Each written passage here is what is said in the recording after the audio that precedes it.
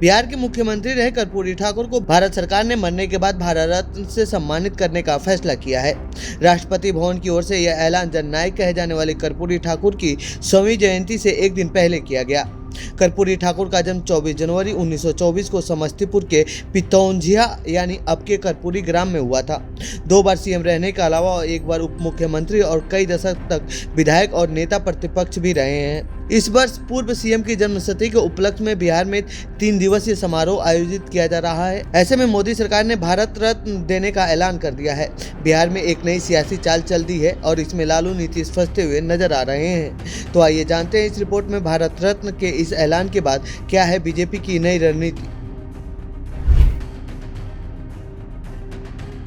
देश की राजनीति में कर्पूरी ठाकुर की पहचान ईमानदार नेता और सामाजिक न्याय का पर्याय के तौर पर रहा है।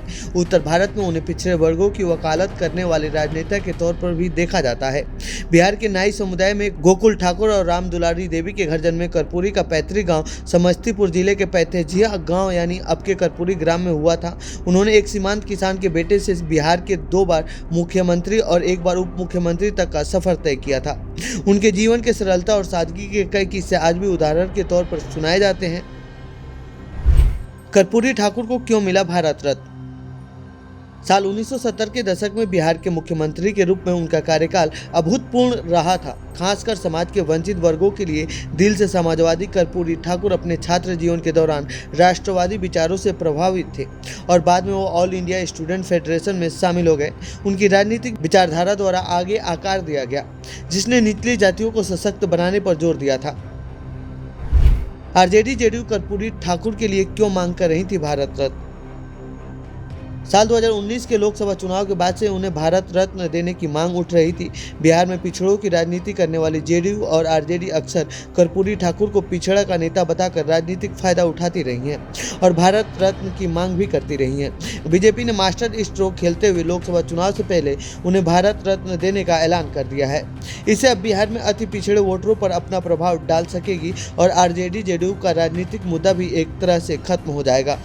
कि हम लोगों की बहुत पुरानी मांग रही है और जब प्रधानमंत्री जी विधानसभा के प्रांगण में आए थे तब भी हमने ये मांग उस समय रखा था।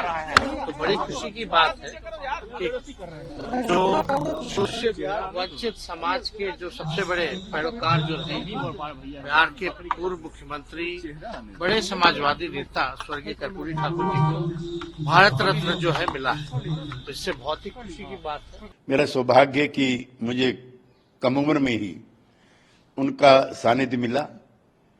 वे समाजवाद के, धर्मनिरपेक्षता के, सामाजिक न्याय के, अंबेडकर के बाद सबसे बड़े पुरोधा थे।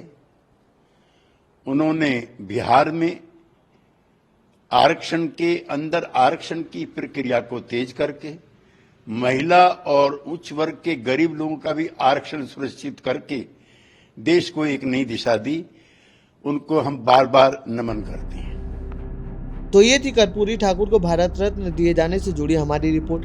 आपको कैसी लगी यह रिपोर्ट कमेंट बॉक्स में बताएं। साथ ही इस पूरे मामले पर आप क्या कहना चाहते हैं कमेंट बॉक्स में लिखें। बाकी देश दुनिया की खबरों के लिए बने रहिए जनसत्ता के साथ। धन्यवाद।